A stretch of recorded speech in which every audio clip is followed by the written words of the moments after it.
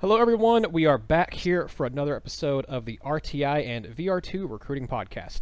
It's been a little bit. We took last week off because, well, for one, it was the bye week, but also we all just had a lot going on and wanted to take a little break from the podcast. You know, trying to get 3 people to come on and do a podcast at the same time can be a little hectic, so we just decided to wait till this week, and we'll be doing at least one. Don't know if we'll have time to do a second one this week or not, but this one's going to be a little bit of a mix of just us talking about a few main topics in Tennessee recruiting we want to talk about, and also a mailbag podcast. So we'll try to get to as many questions as we can. You all sent in a ton of questions this week, so we'll try to get to as many as we can. We will not be able to get to all of them, unfortunately. I may try to do one with one of the VR2 guys here later on this week, or may just try to do one myself to answer some more questions and get some input from these guys and let you know what they have to say. But I'm Nathaniel Rutherford, the managing editor of RockyTopInsider.com, joined by Brandon Martin and Matt Ray of Vol Recruiting Reports. That is volrecruitingreports.org, and they are at _VR2_ on Twitter. They do fantastic work. They have a lot of stuff, a lot of recruiting content up about Tennessee football. Guys, let's get right to it here. Tennessee recruiting. I think it's Tennessee football, but Tennessee recruiting and Tennessee football recruiting in specific. But guys, let's kind of get right into it here. There's quite a bit to cover in this podcast, but one of the big things this week that's been a big topic of conversation stems from over the weekend, and that is Tennessee offering Tamarian McDonald, who is another player over at Whitehaven and Memphis. Tennessee has now offered 3 players from Whitehaven. The other 2, of course, are Bryson Eason and Martavius French. French is committed to Arkansas, and McDonald's actually committed to Mississippi State. Eason's the only one of those trio that is not committed anywhere. But when I got to interview McDonald, he's a good kid. All the Whitehaven guys over there are. They're very smart, not just on the field, but you can tell they're intelligent human beings and have a good head on their shoulders. He told me that beforehand, Tennessee's coaches called him and told him that, hey, we're going to be coming to watch you specifically, watch the team, but watch you specifically at the game on Friday when they played Cordova. And they liked what they saw, and they extended him a scholarship offer. They called him after the game. Pruitt was there in person to watch him, and then they called him after the game to send him an offer. He told me that the coaches told him that we want all 3 of you. Talking about French, Eason, and McDonald. And those 3 have known each other since they were 6 years old. He said they've known each other since they started playing Little League way back when, and back into kindergarten. So they've known each other for a long time, and they said they've been talking for a while about playing together in college, and they still do to this day, is what McDonald told me. Guys, I'm going to throw this one over to you, Matt, because Brandon, I have another question about another linebacker for you. Matt, what do you think the likelihood of Tennessee landing all 3 of these are? Because this kind of covers a couple of different questions. I think we had 2 different questions from our listeners asking about the trio at Whitehaven. What do you make of this? Do you think Tennessee has a good shot of being able to flip McDonald and French, and just what kind of odds would you put on Tennessee being able to get all 3 of these guys? Yeah, I actually just talked about this in our premium insider notebook. Brandon and I have talked about that a lot this week. There's a really good possibility that Tennessee is going to pull this off, hosting all 3 guys this weekend. Linebacker depth is extremely bare. Mm-hmm. It's probably going to be on full exposure this weekend when Georgia comes to town with their running attack. McDonald is very interested in Tennessee, I believe. Eason already was. French was a weird recruitment to follow for me. He never seemed to be the guy that was truly, truly interested, but Tennessee kind of always stayed in the picture. I think Tennessee's got a really good chance to get these guys. Jeremy Pruitt showing up at the game against Cordova, Tennessee making the offer, giving them the opportunity to stay together means a lot to them. That coupled with the early playing time, not necessarily staying in state, because you hear people say all the time Memphis is another state, but to go be a part of something that they can really leave their mark on, like they have the Whitehaven program, is another key. I think Tennessee's got a really good chance of pulling this off. It's just going to be, and Brandon, you can tell me if I'm wrong that we had this conversation. I think we did, but it's just going to be getting one of these guys in the boat. I completely agree. I think if you get one, I think if you get one, the other 2 go. I think if you can flip McDonald, Eason is down to Arkansas and Tennessee anyway. French had listed Tennessee as one of his finalists. If you can get McDonald to commit, I think Eason will probably come. If you get two of them, they're going to get French away from Arkansas. The biggest thing that I hope for is that Arkansas doesn't have the good sense to offer McDonald. That's what I'm crossing my fingers and hoping for, is that for some reason they choose not to do that, because I want all three of these guys and I want them bad. I have seen them in person and they are all as good as advertised. Let me ask a question there to you, Brandon, before I move on to the second person I want to ask you about. You know, with Pruitt and them going to go watch McDonald and watch Whitehaven on Friday, and them offering him, and them really, you know, they've ramped up their pursuit of Eason a little bit over the past month or so. And as you said, Matt, you know, French's recruitment's been kind of the weirdest one of that group to really watch. Brandon, do you think this is, you know, I don't want to say Tennessee settling, because I'm with you. I think both those inside linebackers, especially French and Eason, are really good players, and I really think McDonald's underrated. I think he's rated as what he is because he's kind of a tweener, and he told me in the interview I had with him that Tennessee and most of the schools that are recruiting him as a nickelback, and I think he said that's what he wants to play, because that way you can kind of play both the pass and run, and he likes being able to do that. But to me, do you think this is a kind of a direct reaction to, you know, Savell Smalls choosing Washington, or maybe Tennessee's, you know, they're off to the 1-3 start and they feel like they're not going to be able to get a guy like, you know, Noah Sewell or whatever? Do you think that's this offering of McDonald and then really ramping up their pursuit of the Memphis trio, is that a direct result of that, or is it maybe, you know, they actually do like these guys, or maybe it's a thing where they think they have to go after them even harder to get a guy like Amari Thomas or Chris Morris? I'm curious, you know, just what is your perception, what is your feel on Tennessee kind of amping up their pursuit of these Whitehaven kids? I don't think this is Tennessee settling at all. You're talking about Eason and French. You're talking about two 4-star linebackers that both look tailor-made to play on the inside in a 3-4. These are both big guys. They can run. They can thump. They're big and strong enough to handle what it takes being in a 3-4, having to get some linemen on you and get through blockers, get off of them. These are two guys that Tennessee, if they didn't have circled with big stars beside their name, they should have for the interior of this defense, and both of them have the speed to bump outside if they need to. McDonald, it was never a matter of his skill. It was always a matter of his size. Tennessee running this 3-4, they just inherently tend to want bigger linebackers, and McDonald is a smaller linebacker. I think if Tennessee's recruiting him as that star back, that nickel back type, maybe a coverage linebacker in your sub package, he's going to be a chess piece that you can move around a lot. You can put him in a lot of different places.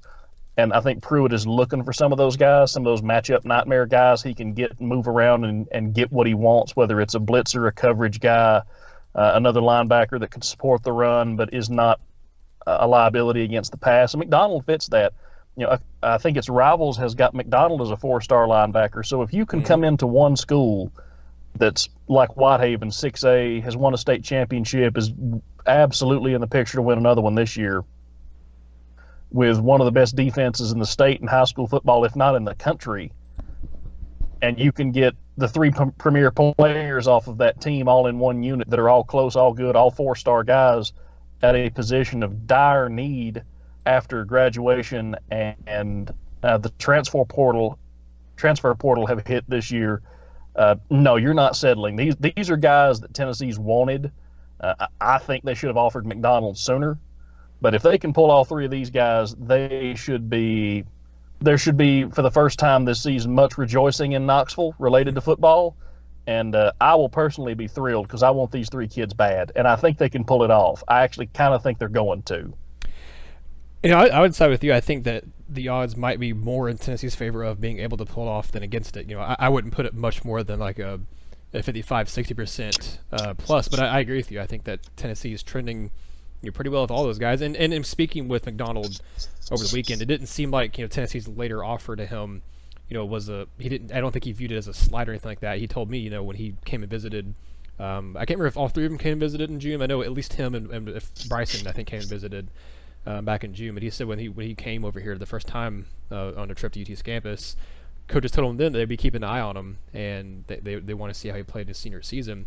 And he told me, he's like, he's like, and their words are true, because they did that, and they came and saw me in person, and they offered me. So he didn't view it as a slight. He talked about also talking with Melvin McBride, who played at Whitehaven before he signed with Tennessee in the 2019 class. And Melvin, obviously, the unfortunate the medical stuff with him, where he had to, take the medical red shirt this year and say, or medical, I guess, really retirement actually. And he said he wasn't going to be able to play anymore. And I hate that for him, but he's still, kind of involved with the team and doing stuff with the team. And he was, recruited by Tennessee, and he went through the summer process with them, and before he had to, quit before fall camp. And McDonald said he's been talking with Melvin, and Melvin's been giving him, a lot of positive stuff about the coaching staff and about how they treated him, how they treat the players. And that's something Tamarian told me, is that, he's like, I always ask the current players at the school that's recruiting me, how they're treated. He's like, because they can say something all day long in recruiting. He's like, but once you get on campus, it's different. He's like, he's like, one of my biggest things that I'm going to ask him about, what ultimately is going to decide where he goes to school. He says, I want to know how these coaches treat these players once they're on campus. And what he talked about with Melvin McBride, talking about how the coaches treat them well, he said that made me like them even more. He said, because that's coming from someone I can trust. So I'm with you. I think Tennessee's in a good spot. And Brandon, I'll move on to the next topic, and I'll keep it on with you here before we move on to one more thing before we get to our questions. But speaking of linebackers, there's been another linebacker Tennessee's been in on, who starting to, it looks like, trend in a different direction away from Tennessee. And that is Len'neth Whitehead. And Brandon, you've talked about him. I think it feels like the last 3 or 4 times we've all done a podcast together, all three of us. You've brought him up, I feel like, every single time. You like this kid. I like him a lot too, from what I've seen. It seems like he's trending more towards South Carolina. He's gotten a few crystal ball predictions to South Carolina. Do you think Tennessee? What do you think the situation is with Len'neth Whitehead? Do you think he's trending away from Tennessee? Do you think Tennessee has laid off the gas? Because I don't think so. I think the staff really likes him. But I'm curious on your thoughts on Len'neth Whitehead, and do you think he is starting to trend away from the Vols a little bit? I don't necessarily know that he would trend away when the clear front runner at the time. But he was still going to take his visits. And anytime a kid's going to take his visits, you have the chance to see some movement. I think South Carolina wants him badly. I feel like we are recruiting constantly against South Carolina in this class, especially for defensive guys. It feels like it's about the second year in a row for that everybody we want, they're in on, and kind of fighting them tooth and nail all over the country right now, all over the Southeast especially. But I think he went to Carolina. He had a good time. He had a good visit. He fits what Muschamp wants to do for a linebacker. There's no doubt about that. And Carolina rolled out the carpet. But anytime you see a kid go on a visit, you see him start to trend most of the time toward that school. I think Carolina has definitely picked up some momentum, but I think if Tennessee were to get him back on campus, you could see it swing back the other way. I don't think his recruitment is anywhere near done at this point. Now, correct me if I'm wrong, I can't remember the timeline for him, but is this what is his official visit timeline? Because I'm forgetting who he has visited and who he hasn't visited at this point. I think when I talked to him, the only 3 that he had scheduled were Tennessee, South Carolina, and Wisconsin. Okay, were the 3 he wanted to take. So he's not done taking visits yet, correct? I know he's not been to Wisconsin yet, and I don't think he's been to Tennessee on an official. I think he's been to Tennessee on an unofficial, but Matt could probably tell you that. He's been in Tennessee on an official. Okay. The Georgia State game was an official. He was the only official visitor of the weekend.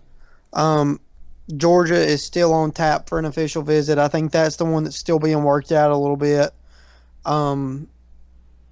The trend with South Carolina, I think, coming from a lot of the national media is, like you said, Brandon, the fact that they rolled out the red carpet. They had a big win over Kentucky. He clearly enjoyed himself.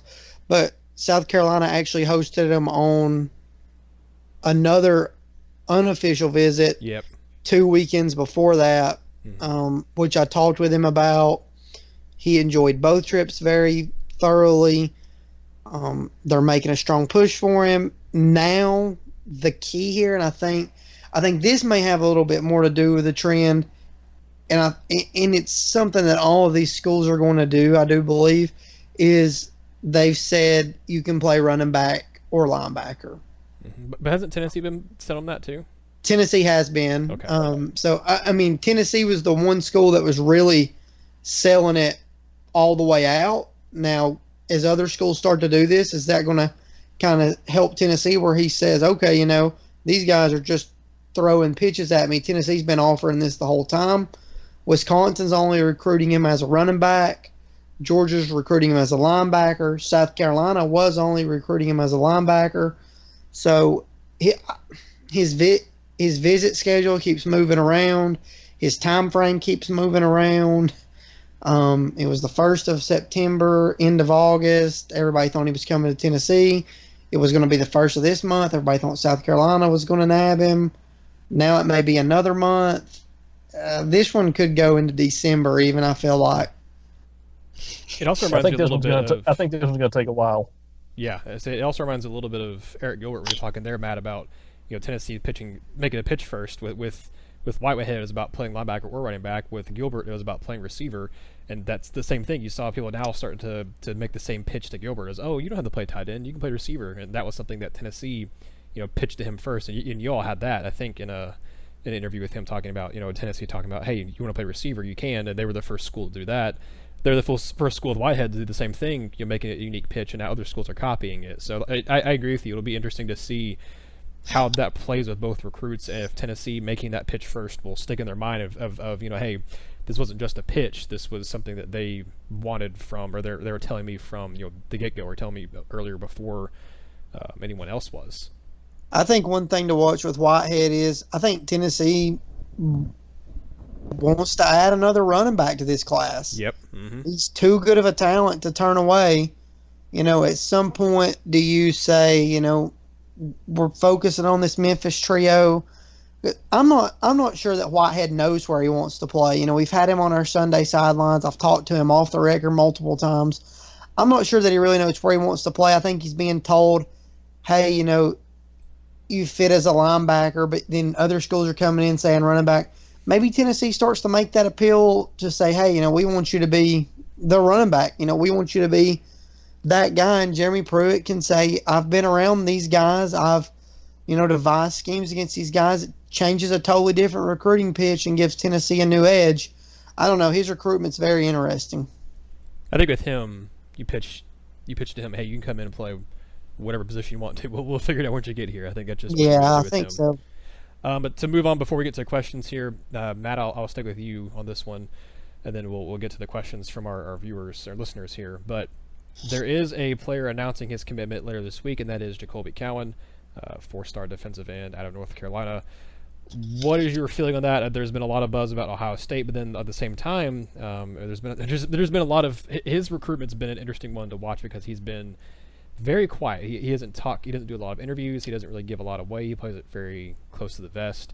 What is your feeling about Cowan? Because Tennessee has been right in the thick of things with him for a while. But he's making his announcement sometime on Friday afternoon. What is your gut, or what is your intel telling you about Cowan? Yeah, this one has Ohio State all over it. Mm-hmm. It really does look like they're going to win out here. They're the one official visit. When I talked to him back about a month ago up in Raven Gap, a small little town in North Carolina, where he came out of Charlotte down to play against Raven Gap, he was getting ready to start taking official visits, and he told me then, I'll announce my official visits on Twitter, but I could enter to the decision process earlier. Sounds like Ohio State was the one that was kind of weighing on him and his mom at the time. They were getting ready to start taking official visits. North Carolina was staying in the picture. Tennessee was still very much there. South Carolina was coming and going. Almost sounds like he got the green light from Ohio State. I was even told earlier in the day by somebody through my Twitter DM that an Ohio State 247 writer went on record and said that Cowan was committing this weekend. So I don't know. I don't have access to find that or anything like that, but that's very interesting. I mean, that's a pretty bold statement to come out and make. considering that, you cover these kids, and I think ruining their decision is one of the worst things possible. I'm still kind of thinking that Tennessee was running third, and I have since then. I told Brandon then, I said, I think Tennessee's running third. I think North Carolina and Ohio State are very interesting. I'm not counting North Carolina out of this one. Everybody I've kind of talked to seems to think that staying close to his mom could be big. Now, at the end of the day, does that make the difference? No, I think right now it's going to be Ohio State, but I'm not counting North Carolina out of this one just yet. Well, with that, we will go ahead and move on here to all of our questions we got on Twitter. And again, thank you to all of you who sent a bunch of questions. I asked on the RTI Recruiting account, which is just at RTI Recruiting, but you guys will ask it. We'll ask it. We kind of take turns asking it on the accounts. So if you want to follow us at RTI Recruiting or at _VR2 _, those are the main recruiting account stuff. That's obviously, we have a Rocky Top Insider as well as our main account, but those are the recruiting specific ones, and obviously that's your all's main account too. But we got a ton of questions. I'm gonna probably put some of these together because I think they can we can answer those in kind of unison and tandem. I'll throw this first one over you to Matt because we were talking in the group chat beforehand, and I think you kind of have more of the offensive line knowledge here as far as targets and stuff go. But Benton Vol, who always sends in a bunch of questions for our recruiting stuff and also for the main mailbag at RockyTopInsider.com, he asked, do we keep our 2 guards that we have signed, or I guess he means committed, that is, of course, Spraggins and Robinson, and the updates on them? It's been very quiet regarding them. And then he also asked, what other offensive linemen does Tennessee have a chance at signing? Probably need another tackle commit. So, Matt, do you think Tennessee keeps both guards, and then any other kind of names on the offensive line to watch out for? At this point, I feel pretty confident about Tennessee's chances of keeping both guards. Will Friend's offensive line showed a lot of growth and production this time once they finally got settled on a rotation, which I know was frustrating to a lot of folks. But, yeah, right now, James Robinson, he just reaffirmed his commitment on Twitter, or on Instagram, I apologize. Javonte Spraggins, there's no new offers coming in for him right now. He picked Tennessee over Illinois to begin with. He's going to be back out for an official visit sometime in the next month and a half, I believe, if I'm remembering correctly. Right now, I think they keep both of those guys. They have spots for both of those guys. If Tennessee starts missing on some defensive line targets, Cooper Mays is probably going to see a look over on the defensive line at first. He's a kid with a mean streak, so that and Tennessee has always been very open to him. Hey, you can play some different techniques on the defensive line for us. So, and he's been telling me that since February. So there's always the possibility that Spraggins could move all over the interior. The playing time's there for him. Robinson, I think he's certainly going to be part of the class. He didn't wait around to see if Alabama offered. He didn't wait around to see if Georgia offered. They kind of drug their feet. He said, you know what, Tennessee has prioritized me, and I'm going to get in this thing. And he did, and he reaffirmed. So I have no reason to think right now that there's any cause for concern with those guys. Guys that Tennessee could get involved with, that's a great question. Nathaniel, tell me the name. I can't pronounce the last name. Oh gosh, yeah. Let me pull it up really quickly. I know you're talking about, yeah. It's James Pogorelic. Is that how you say it? Let me pull up his profile real quick. But he's a guy who we saw Tennessee, put out a bunch of different offers during the bye week because, I think that weekend, the bye week, and then heading into the week itself, we have Tennessee's coaches were able to go out and visit and everything because they have time. They're not preparing for a game. So we saw Tennessee send out a few different offers, and I think one of the ones I was most intrigued by was Jamari Butler, and I was trying to get in touch with him, and we kind of DM'd back and forth a little bit on Twitter, but nothing ever really, we were never able to do an actual interview or anything like that. But he's interesting because he's a guy who, Butler, talking about him, he hadn't played football until his senior season at high school, and he's kind of burst onto the scene. He was a really good basketball player, and he has kind of grabbed a lot of attention for his athleticism and his pass rushing ability. The guy talking about the offensive lineman from Chantilly, Virginia, His name is James Pogorelk. I think Pogorelk is how you say his last name. And he's sounds good. 6'7" and about 270. So he's got a very large frame, and he used to actually start out.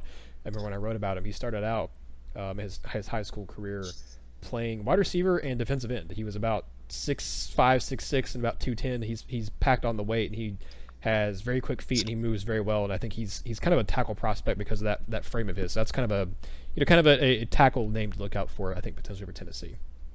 Yeah, I think that's one of the guys to keep an eye on. I'm not sure that Tennessee's going to be able to really fight their way into that one. They're going to have to get him on campus and make an impression, but I think they can. Another name, and I tried to remember this one, we talked about offensive linemen. I went back and finally found it. Tyrell Lawrence. He's a very low-rated offensive tackle, but Tennessee offered him during the evaluation period back in May. He's 6'7", 350. Is he the kid from Canada? He's from Canada. Yeah. I can't remember which coach was down in Florida at that time evaluating, but they offered during the evaluating period. They obviously extended through the coach, but I always thought that he was worth keeping an eye on. And really no new offers have came in since that Tennessee offer, but they clearly saw something that they liked there, at least enough to go ahead and get the early offer in. So that's always a name that, to keep in mind, because they're going to have to find some more linemen in this class. There's no way around it. So it just depends on, it's going to come down to their evaluations, which we've talked about before. And he's a guy that they evaluated in person and offered. So I think you have to keep an eye on him. Outside of that, I don't really know where they go. The one offensive tackle that I kept wanting to keep an eye on is Isaiah Walker out of Norland, which is in Florida. But Tennessee is yet to offer him. I really thought they would offer him this fall. His recruitment's really down to Florida and Florida State, it appears, but he reopened things. I thought some teams would try to battle into that. I thought Tennessee would, but now it's the in-state schools, so I think that may be a little bit. I think that may be a little late. So, and of course, Marcus Coonerfield is trying there. Yeah, that's a good point, Brandon. You also have Cowan down at Auburn, who is an Auburn commit, but he tweeted out a Final Four list, and it included Tennessee. That's actually a guy I wanted to bring up in the podcast, so thank you, Brandon, for mentioning him. That was interesting to me that Cowan, he's been committed to Auburn for a little bit, and he decided to put out a Final Four. That's I don't know. That to me was, just kind of a recruiting is what it is at this point. But that was just a little weird to me to see. Yeah, it seems to happen all the time now, though. That's a good point. He's taken everything Auburn related out of his bio, and it's all gone. So I don't really. That would be an interesting. That'd be an interesting flip, and then you've got the three guys in Memphis that Tennessee has stayed on. Yes. That I think could play either side. I know they are looking at Amari Thomas as a defensive lineman. This is how highly I think of Amari Thomas. I think this kid could be all SEC, maybe even flirt with All-American on the defensive line. And if he plays the D-line, I think he's making a mistake. This kid on the offensive line is absolutely unbelievable. I love him on both sides of the ball, but he is unreal on the offensive line. Go ahead. Sorry, the thing that interests me the most about Cowan is you look at his Final Four. I may be wrong. Let me double check, but I believe he was committed to South Carolina at one point. Is that right? Do you remember that, Nathaniel? Am I right? I think about that's that? right. Yeah, let me look that up real quick. I think you're right though. I think he was. Yeah. I think so. He's been a guy that. Yeah, he was committed to South Carolina. He's committed to South Carolina for like 2 seconds. It feels like. Yeah, it was. He was committed. It wasn't very long. Yeah, he wasn't. He was. I'm trying to find the actual timeline, but he was committed to them. 9 days. Yeah, 9 days. April 6th, and then he decommitted April 15th. So then he decommits on April 15th, but then he's back. Sorry, he actually committed March 27th and then decommitted April 15th. So it was it was a few weeks. Sorry, don't want to get that too wrong. So then he's back at South Carolina for an official visit on the 26th, just 11 days after decommitting, and then more offers keep coming in, and then he decommits and he goes and commits to Auburn. And now he's tweeted out a top 4 and has taken everything Auburn related out of his bio. So you've almost got 2 of these schools that he's already decommitted from, with Alabama being the other one that I'm not sure he's a take at. So, Tennessee could kind of just hang around in this thing and back themselves into a really good lineman, because he doesn't have his heart set on where he wants to be. So, other schools are going to move on or pursue other guys like that. So that one's going to be interesting. I didn't realize all that had went on with him. To go back to Terrell Lawrence here before we move on to the next question, he talking about the guy who plays up in Canada. I remember writing about him actually back in May when Tennessee offered him. He's an interesting prospect. He actually, I looked up Matt because I thought hadn't heard much about him since then. The only offer he's picked up since then was he got an offer from Indiana in August. Otherwise, Tennessee was his last major big offer, because I don't know if you consider, Indiana a major football offer. If it was basketball, absolutely, but in football, I don't know. But he was actually considered one of the top linemen in Canada by the Canada Football Chat, which is it's one of the sites up in Canada that actually rates high school linemen and Canadian recruiting. His first football offer in college came from Howard, and then his first FBS offer came from UMass. He took visits to Ohio State, Florida, and Virginia Tech, and got an offer or interest from Missouri. So he was getting some traction there. And then I don't know how much he's played in the States here. He made it. I think he played it in Florida, down in Clearwater. I think maybe in the beginning of September. But I haven't heard much about him. He was also named to the CFC All Canadians First Team Offense after the 2018 season. So that's a good pull. I'd kind of forgotten about him. So that was a good pull, Matt. Yeah, I had to. I saw all the questions when I realized I was going to have time to come on. I was like, I have to find that kid. I could not remember his name, but finally found him. Well, we'll move on here to the next question, and Brandon or Matt, either one, whichever one of you guys feels like you have better knowledge on this one, can answer it. But Get Bentonval and Cosmo Kramer both kind of asked about wide receivers. Get Bentonval asked, what are some other wide receiver targets besides the top targets we've been focusing on? I'm assuming he means guys like Rakeem Jarrett, and we talked about Dayu Jones-Bell as well. And then Cosmo Kramer says, seems like we need a JUCO wide receiver. So guys, what are some other receiver targets? I think we've actually talked about that in a previous podcast. But then also, Matt or Brandon, do you think Tennessee needs to go sign a JUCO wide receiver? I remember in the spring and summer and stuff, looking at who Tennessee was offering and things like that in the junior college ranks. They had offered Danny Gray, who was a JUCO wideout, but then he committed to, I want to say Missouri, maybe. I can't remember where he committed to now, but he committed to somewhere else. And I don't recall Tennessee really pushing for any other JUCO wideouts. So who all besides, kind of the main guys, Rakeem Jarrett and Dayu Jones-Bell at Tennessee is pushing for, and I guess also Eric Gilbert will count that conversation. Aside from them, who are some other wide receiver targets to keep an eye on, and should Tennessee go after a JUCO guy, and are they going after any JUCO prospects at receiver? I've said for a while, and I'm with Matt on this. I don't know if they're going to offer Ricky White at Marietta, but they need to offer Ricky White at Marietta. He's a explosive receiver. Good body, good size, good speed. One more guy that's already familiar with Harrison and Eric Gilbert.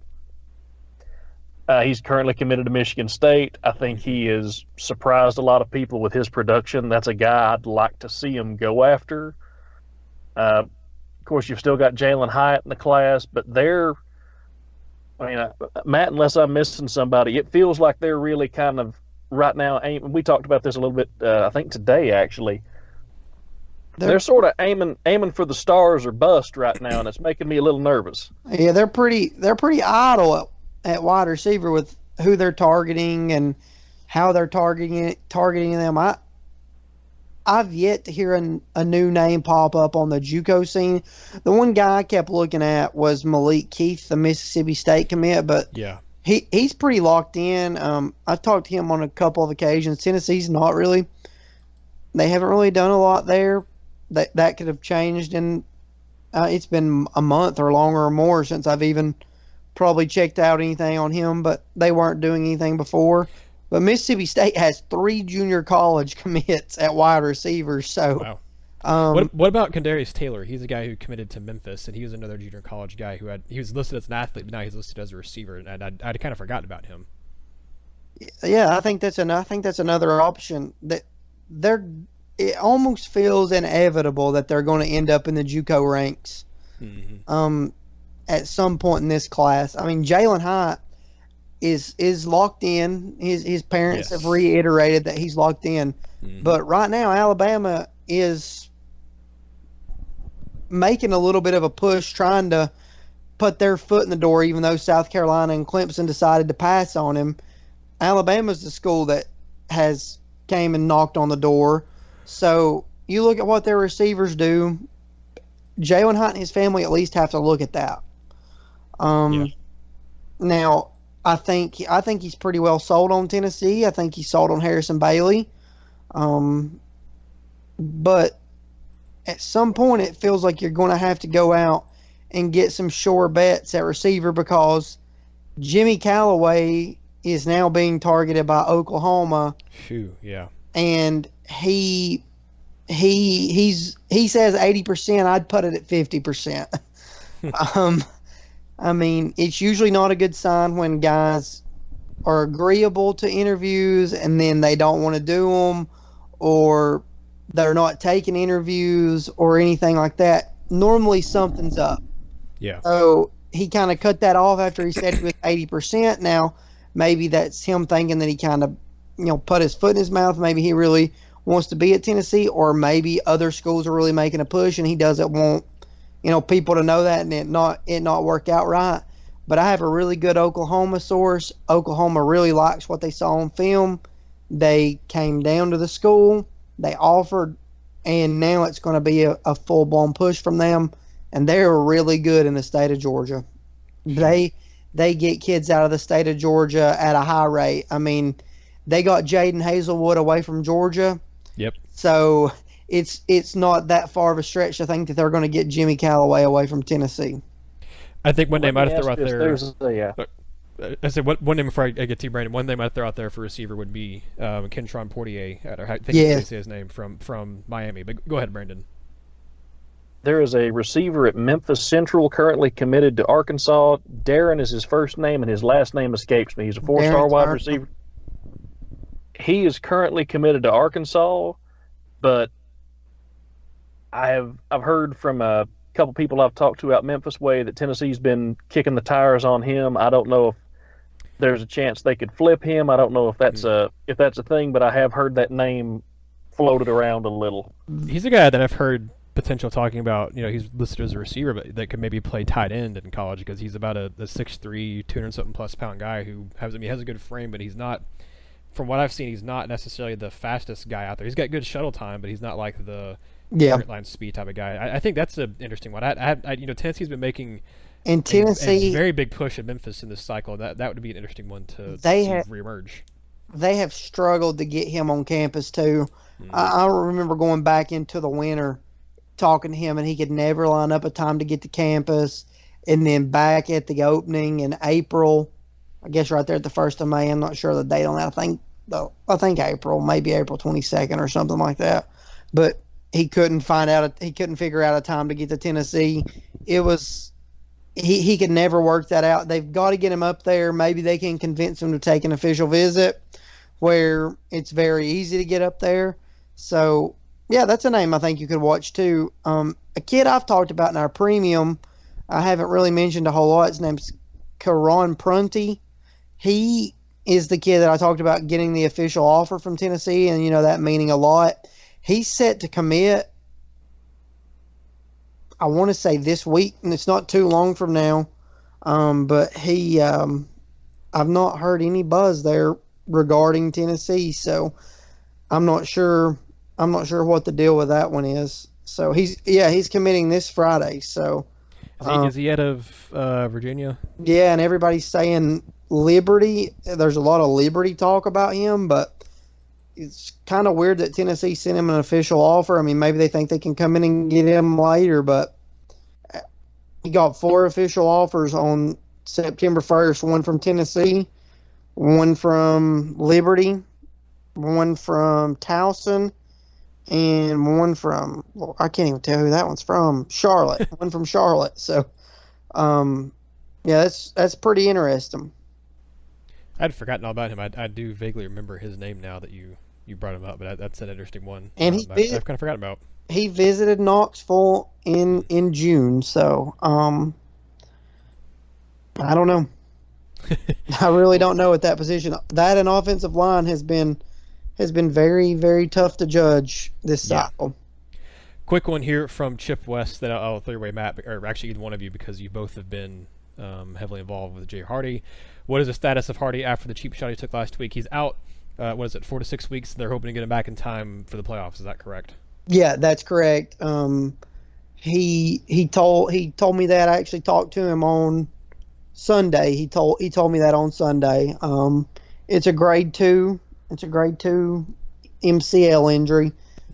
He's planning to be back by the playoffs, and I'm not sure how Tennessee playoffs work anymore. It seems like they change every year, but at this rate, it looks like McCauley might end up with a first-round bye. I don't know. I know some divisions have byes and some don't, but if that division has a bye, they could end up with one. So he could be back for the full playoffs. But they have a big game coming up that means more to him than any playoff game other than probably the state championship this week.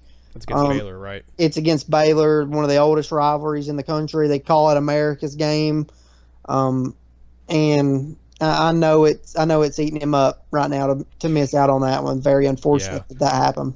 I hate that for him, and I'm glad to see it, the kid who did the cheap shot posted on, I think, on Twitter or Instagram, whatever, an apology, which, I mean, it's good. And keep in mind, he's a kid, he's a minor, and it seems like he's going to be missing some time. He didn't specify, how long his suspension is going to be or anything like that, but he should have been yanked from the game. He should have been, yes. But I am glad to see that. It looks like he's apologized. He also will be serving some sort of suspension. In my opinion, he should be out as long as Jay Hardy's out. So suspended the same amount of time Hardy has to miss is what I would do, but we'll see if the coaches Weaver find out kind of what happens there. Moving on here to another question here. It's kind of it's a question, and it's one that I think it's funny, and this is my favorite guys on Twitter. He also calls in to the Swain event. So if you're listening to this and you listen to the Swain event, you know who I'm about to reference here. But Buck Nasty sent us a question, and I'll let you. I'll throw this one over to you, Brandon, first. You haven't had a chance to talk here in a little bit. But he says, for the love of God, can we recruit some impactful defensive linemen? We need help, and we need it in a hurry. I would say, before I get to you, Brandon, I would say that I think things, we just mentioned Jay Hardy. I think things don't look great in Tennessee's recruiting class right now for defensive linemen. But with guys like Tyler Barron and Jay Hardy, it seems like both of those guys could be making announcements later this month or maybe even in November. I think while it looks dire right now for Tennessee on the defensive line front in the 2020 class, I think that could change here in the next month or two. I mean, you could end up with Jay Hardy, Tyler Barron. You've already got the forgotten guy in this whole class right now is Dominic Bailey. Yes, I agree. Who I think because he's been committed to Tennessee for so long and he's up in Maryland, a lot of people have sort of forgotten about him. That kid is a monster. He is an absolute monster. The game they played against the team out of Miami on ESPN, he just caused chaos all night. He was just throwing offensive linemen left and right. Bailey is an outstanding defensive lineman. You could pair him with Jay Hardy. You could potentially add Tyler Barron into this class. I think Tennessee's got a good shot with Amari Thomas. Again, I would play him on the offensive line, but he wants to play D-line. Tennessee has told him they'd let him play whatever. I think you're going to see some sniffing around there. I think there's a chance at that one. Andy Boykin is a guy that Tennessee has got a shot with. He may translate more as a 3-4 outside linebacker for us, but there is the potential of putting his hand in the dirt. I'll say this.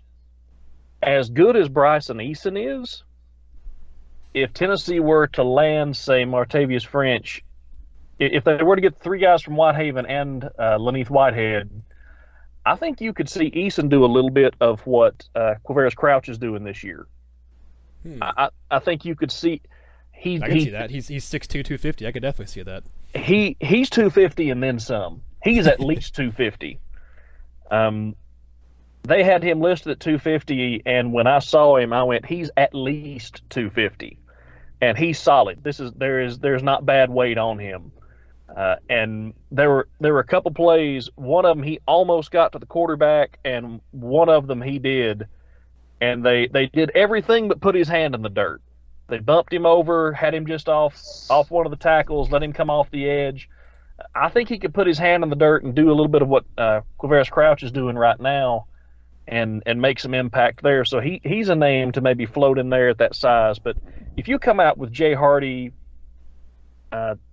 Dominic Bailey, and Tyler Barron, that's a really good defensive line class, and potential of throwing Amari Thomas in there or somebody else like a Boykin in there. That's a really good defensive line class. That's guys that are going to come in and make an impact right away. And like Matt said, you might see Cooper Mays work some on that side as well. That's another name you might see there if they miss on some defensive line targets, or if they hit on a couple offensive linemen they feel. They might feel like Cooper's better on the defensive line. He could make an impact there as well. Moving on here to probably the last question we'll actually have to get a chance to actually cover on here, so I apologize to people like Evan Reeves, Tri-Startees, Fulmer's Cutman, and Waylon. We didn't get to your all's questions, but we do appreciate you asking it. And ask them next time, and we'll try to get to them next time. But kind of the last question here I wanted to bring up, because I think we've kind of had a discussion recently about this. All three of us have kind of off the record and in our group text here about kind of fan involvement in recruiting. We were specifically talking about a guy in the last class who didn't come to Tennessee because of stuff, but we had a question from Dr. DH who said, fans think they play a huge role in recruiting through social media. Yay or nay on that one? So guys, let me ask, I guess Matt, if you want to answer first, and then Brandon, you can follow up. How big of a role do fans actually play in recruiting nowadays? Because obviously, there's always a thing about people saying, don't tweet at recruits and things like that. But then, at the same time, recruits put things out there to get all the love from social media from fans, to get all the retweets and the likes and the impressions and things like that on Twitter and Instagram. So how much of a role do fans actually have in recruiting? And we'll try to keep this short. This is something we could talk about, I'm sure, and at length in the podcast. We'll try to keep it a little bit shorter here. But Matt and then Brandon, what's your opinion on fan involvement on social media and recruiting? There are fans that comment on everything. I see, people that are repeatedly commenting on stuff that we share, and they do it the right way. Go Big Orange. We're glad to have you. Hope you enjoy your visit. Stuff like that. Welcome to Neyland Stadium. 102,455 people. A cool graphic. Kids love that stuff. They absolutely love it. It's no different than, it's a big deal for these kids to come up there. It's no different than if I put on Facebook, hey, I'm going here on vacation, blah, blah, blah. I kind of am hoping that people start sending suggestions or pictures of food, because I love to eat. Pictures of food, like, hey, I was here, I'm serious, try this out, blah, blah, blah. Now, there's another way to go about it that I believe is completely wrong. Going absolutely crazy, getting on there, cussing at kids over a business decision that they're making for their entire family at 17, 18-year-old. That's not right. And you have to keep in mind that if a kid commits in May, who knows what's going to happen by the time they sign in December or February. You're on there telling this kid off, but 5 months later, you may be on there, oh, go Big Orange, we're glad to have you back. Well, you look like an idiot. These kids aren't going to forget you. So, do it the right way. But as far as having a huge impact, no, I don't think it does. Most of these kids that are coming through Tennessee's campus have multiple offers. They play graphics and visits and stuff for likes and favorites and retweets. It's cool to talk about with their friends. But no, nothing you say, I don't feel like in a tweet to a kid in particularly is going to sway them toward a school in any way. And even if it's multiple fans saying the same thing, I don't think it's going to have any impact. Trust me, they're probably already aware. They live and breathe football. They live and breathe big-time college football if they're being recruited. Their eyes are glued to the TV. They're hearing everything the announcers say, and they're hearing it all from the coaching staff. So, no, they really like the likes, the retweets, and the comments and the cool graphics. I mean, end of the day, that's kind of how it plays out. If you want to impact a recruit as a fan, be at the stadium, be loud, be into the game. There you go. If you want to make an impact on a recruit, I've talked to a few kids. I've talked to a few coaches. The number of people that I have had a chance to talk to who have had this experience has vastly increased in the last 12 months with the amount of time I've spent going to games and talking to guys. And the one thing that I always hear about when well, what was your impression of UT? And it's walking into Neyland Stadium and all those people and how loud it is. Those are the things that I always hear. You want to impact a recruit, be at the stadium, be loud. If you want to do it on social media, do what Matt's talking about. Give them a Go Big Orange, give them a GBO. Hey, go Vols. Hope you enjoy yourself. Welcome to Neyland. Send the graphics. That's all fine. Don't cuss a kid. This is a 16, 17, 18-year-old kid. Don't cuss a kid. Like Matt said, in a few months, they could potentially be on your team. They could wind up signing with you, and you would feel real dumb. Except the problem is, a lot of these people that ought to feel dumb don't. I think the prime example of that, Brandon, of talking about fans having egg on their face when talking about recruiting or a specific recruit.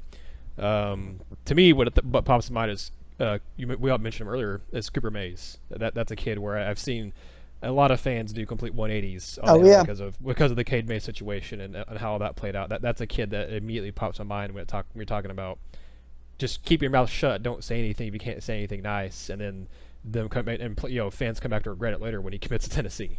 Well, let's talk about one more thing, kind of what sparked this thing, Nathaniel. If you want to be involved with the team or involved with recruiting or involved with what's going on, there's a right way and a wrong way to do it. Mm-hmm. Don't do something stupid like offer to pay a kid to come do an interview with you that may keep them from being able to go to a school because now it's a recruiting violation. Mm-hmm. Now, Nathaniel's laughing, and I can hear Matt's head in his hand over the phone because that happened. Yep. I'm not going to name the recruit. I'm not going to name the bunch of idiots that did it, but that happened, and it's a guy that Tennessee wanted and probably would have started at UT this year if this had not happened. And I think probably would be at UT if this hadn't have happened. If you want to get involved in this, there are ways to do it. Find some reputable people to link up with. Start looking at games, start looking at kids, but get your mind in the right place in that when you're doing this, it's not about you. And I think the three of us all feel that way. None of this is about us. We enjoy covering the school. We enjoy giving the kids good publicity. I really enjoy giving a lot of the programs that do things the right way good publicity. And I enjoy getting to meet the kids, get to meet the coaches, to watch them on their development. But for me, and I think for most of us, it's about trying to help a lot of these kids out because there's sometimes nobody knows who these kids are till you write a piece on them. And Yep. Not just Tennessee fans read it, but other people do. You have an opportunity to positively impact a kid's life, and you've got to have your priorities straight. It can't be about you. You've got to think about them first, and you've got to understand there's a right way to do it. So let me just put that on there for my bow and 2 cents on that.